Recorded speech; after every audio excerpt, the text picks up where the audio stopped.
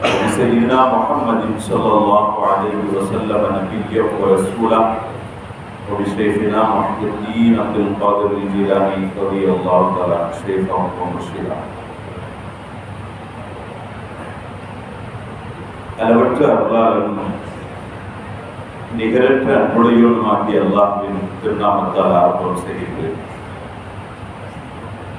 சாந்தியும் சமாதானமும் பெருமானார் அஹ்மதே முஜ்தபா முஹம்மதே முஸ்தபா ஸல்லல்லாஹு அலைஹி வஸல்லம் அவர்கள் மீது, அவர்களின் உற்றார் உறவினர்கள், சஹாபாக்கள், தாபீன்கள், தபூத் தாபீன்கள், அவுலியாக்கள், நாதாக்கள், சுஹதாக்கள் அனைவர்கள் மீதும் என்றென்றும் நின்று நிலவட்டுமாக.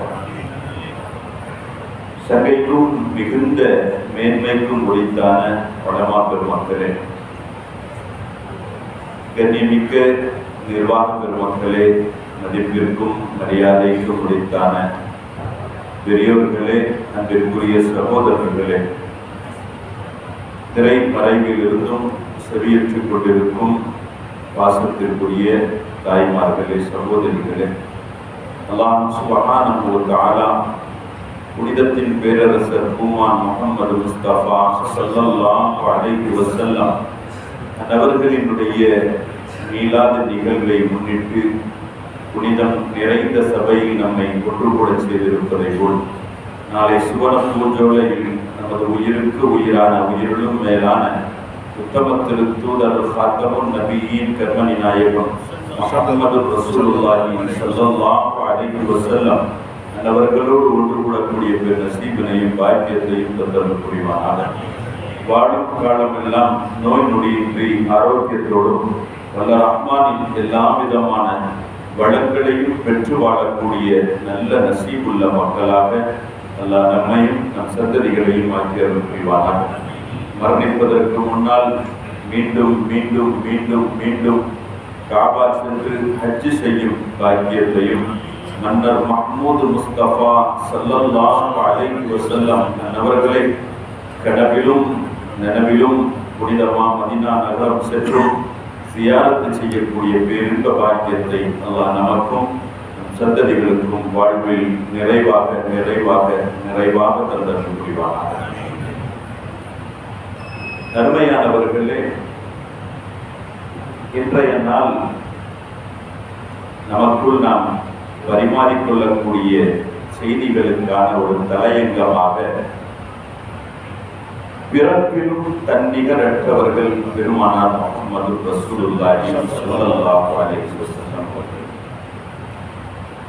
அல்லாஹ் சுப்ஹானஹு வ தஆலா அகிலத்தையும் அகிலத்தில் உள்ளவைகளை படைத்ததையும் குறித்து திருமறையில் அல்லாஹ் சுப்ஹானஹு வ தஆலா இப்படி சொல்லி தருவார்: இன்னா குல்ல ஷைஇன் ஹலக்னாஹு பிகதர்.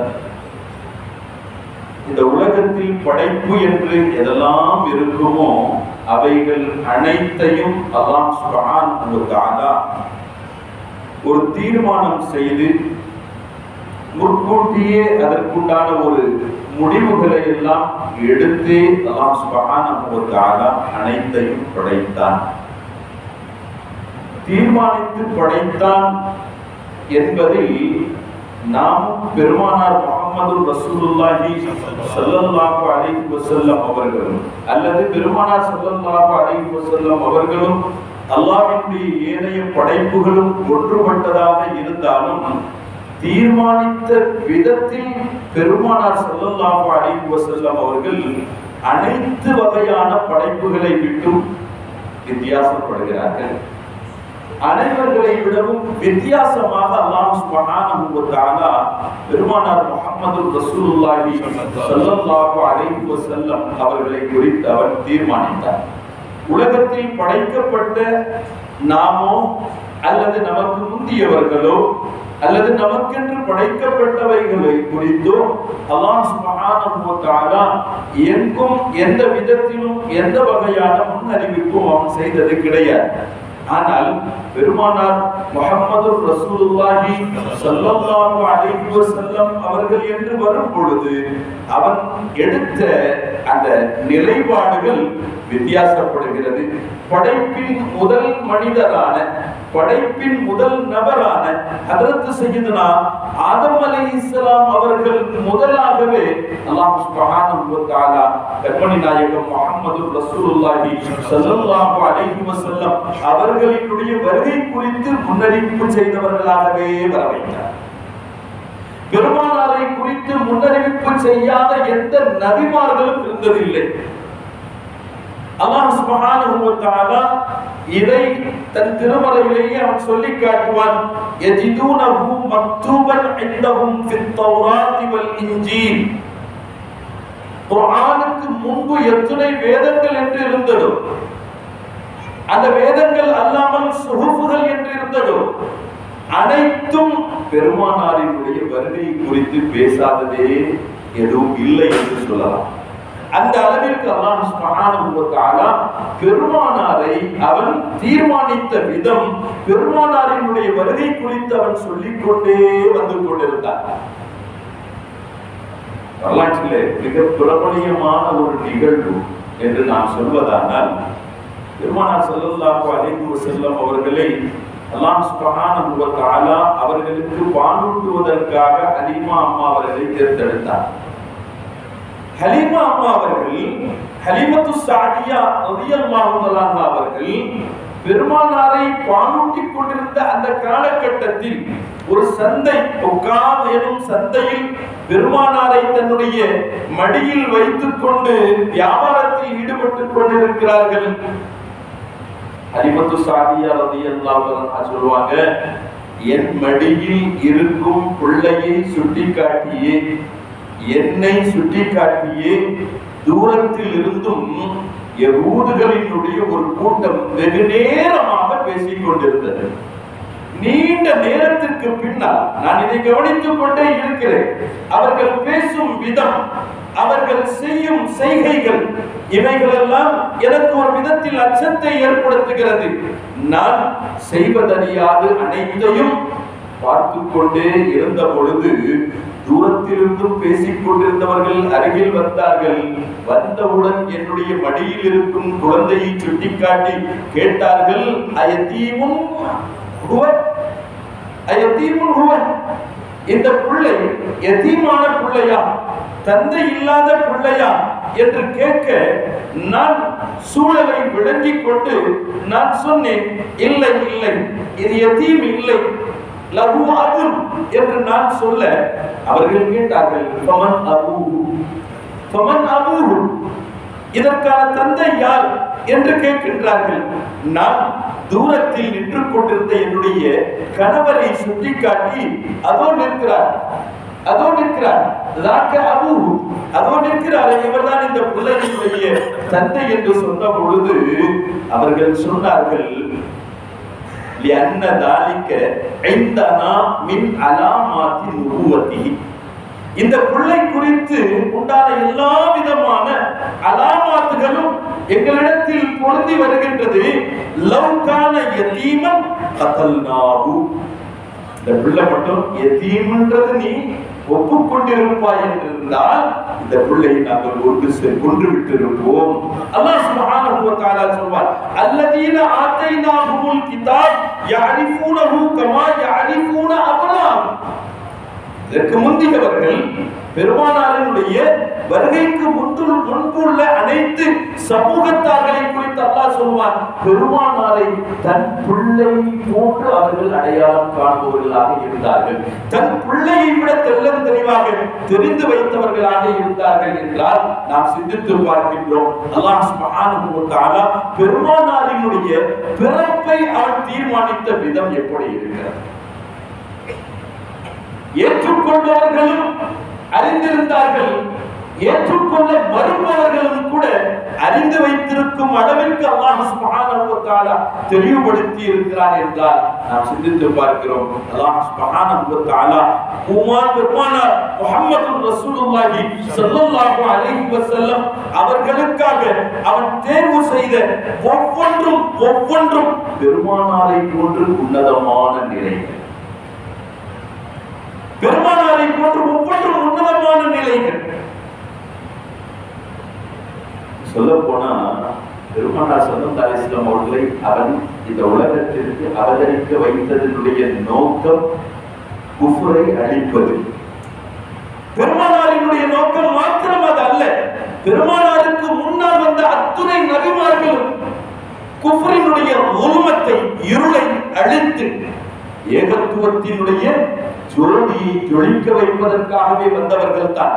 ஆனால் வந்தவர்கள் எல்லாரும் கூட இந்த உலகத்தில் வந்து தனக்கான நபித்துவத்தை வெளிப்படுத்தியதற்கு பிறகிலிருந்துதான் அந்த இருளை அவர்கள் போக்கினார்கள், குஃப்ரை அவர்கள் அழிக்கத் தொடங்கினார்கள்.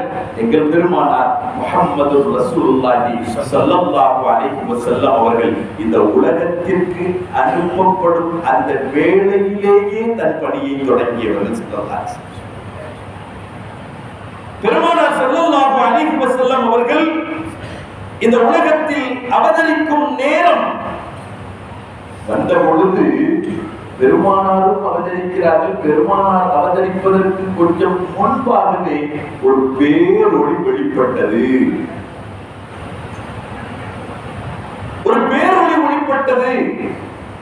அந்த பேரொளி எங்கெல்லாம் கிழக்கிலிருந்தும் மேற்கு வரை உண்டான அனைத்தையும் வெட்ட வெளிச்சமாக்கி காட்டியது. அமினா அம்மா ரலியல்லாஹு தஆலா அன்ஹா அவர்களே சொல்லித் தருவார்கள், வீட்டில் இருக்கும் ஒவ்வொரு வஸ்துக்களும் பளிச்சிட்டதாக இருந்தது, ஒளியால் வெளியது என்பதாக ஹஜ்ரத் சையதத்தினா உம்முல் முஃமினீன் ஹஜ்ரத் சையதத்தினா ஆமினா அம்மா ரலியல்லாஹு தஆலா அன்ஹா அவர்கள் சொல்லித் தருகிறார்கள் என்றார். அல்லாஹ் தீர்மானித்த விதம் இந்த உலகத்தில் பெருமானார் ஸல்லல்லாஹு அலைஹி வஸல்லம் அவர்கள் அவதரிப்பதற்கு முன்பாக சிலை வணக்கம் மேலோங்கி இருந்தது. நெருப்பை வணங்கக்கூடிய சூழல் மேலோங்கி இருந்தது. ஸல்லல்லாஹு அலைஹி வஸல்லம் அவர்கள் வந்து விட்டார்கள், பிறக்க இருக்கிறார்கள், பிறந்து விட்டார்கள் என்ற செய்தியை கேட்ட பொழுது கடவுளாக இந்த உலகத்தில் அவதரித்தவைகள் எல்லாம் தலைக்குப்புற கீழே விழுந்தது என்பது வரலாம். காபாவில் 360 சிலைகள் வைக்கப்பட்டிருந்தது. 360 சிலைகள் நாள் ஒன்றுக்கு ஒவ்வொன்றாக வணங்கப்பட்ட அந்த தெய்வங்கள், அந்த விக்கிரகங்கள் 360 தலை குப்புற கீழே விழுந்தது என்று வரலாறு நமக்கு பதிவு செய்கிறது என்றார். கிஸ்ராவினுடைய ஆதிக்கம், கிஸ்ராவினுடைய மணிமண்டபத்தில் இருந்தும் 14 மணிமண்டபங்கள் அப்படியே இடிந்து தவிழ்ந்து விழுந்ததாக வரலாறு நமக்கு சொல்லி காட்டக்கூடியதாக இருக்கும். அல்லாஹ் சுப்ஹானஹு வ தஆலா பெருமானாரினுடைய பிறப்பிலிருந்தே பெருமானாரினுடைய பணியை அவர் தொடங்கி வைத்தார். மற்ற நபிமார்களை போன்று அவர்கள் இந்த உலகத்திற்கு வந்து குறிப்பிட்ட வயதில் தன்னுடைய நபித்துவத்தை வெளிப்படுத்தியவர்கள் அல்ல. ஆனால் நபியுல் வாதம் பைனல் மாஹி வத்தீன், ஆதம் அலைஹிஸ்ஸலாம் அவர்கள் படைக்கப்படுவதற்காக மண் கலவையாக இருக்கும் பொழுது, மண்ணும் நீரும் கலந்த ஒரு கலவையாக இருக்கும் நேரத்திலிருந்து நான் நபியாவேன் என்று பெருமானார் ஸல்லல்லாஹு அலைஹி வஸல்லம் அவர்கள் பெருமையோடு சொல்லி காட்டுவார்கள் என்றார். தன்னுடைய தனித்துவத்தை சொல்லி காட்டுவார்கள் என்றார். ஏராளம் ஏராளம் ஏராளம் அத்துணையும் பெருமானார் சொல்லிக் கொண்டு சொல்லும் வார்த்தை வலா ஃபஸர், இதுல எனக்கு எந்த பெருமையும் இல்லை. தன்னுடைய தனித்துவத்தை சொல்லும் பெருமானார் ஸல்லல்லாஹு அலைஹி வஸல்லம். அந்த ஹாரூன் ரஷீத் அவர்களுடைய காலத்துல அந்த இடிந்த கிஸ்ரா அனுஷர்மானினுடைய 14 மணிமண்டபத்தை அகற்றி விடுவதற்காக தன்னுடைய உலமா சபையில் அனுமதி கேட்ட பொழுது அன்றைய சமயத்தில் இருந்த உலமா பெருமக்கள்கள் ஹாரூன் ரஷீத் மன்னர் அவர்களிடத்தில் அபிப்பிராயம் சொன்னது என்ன தெரியுமா? ஹாரூன் ரஷீத் மன்னர் அவர்களே, இந்த இடிந்த இந்த மண்டபங்கள் சராசரியான மண்டபங்களாக நீங்கள் எடுத்துக்கொள்ள வேண்டாம். இது எங்கள் பெருமானார் முஹம்மது ரசூலுல்லாஹி ஸல்லல்லாஹு அலைஹி வஸல்லம் அவர்களுடைய பிறப்பின் சின்னமாக இருக்கிறது என்று அங்கே ஆலோசனை பகிர்ந்தார்கள் என்றால் நாம் சிந்தித்து பார்க்கிறோம். அருமையானவர்களே,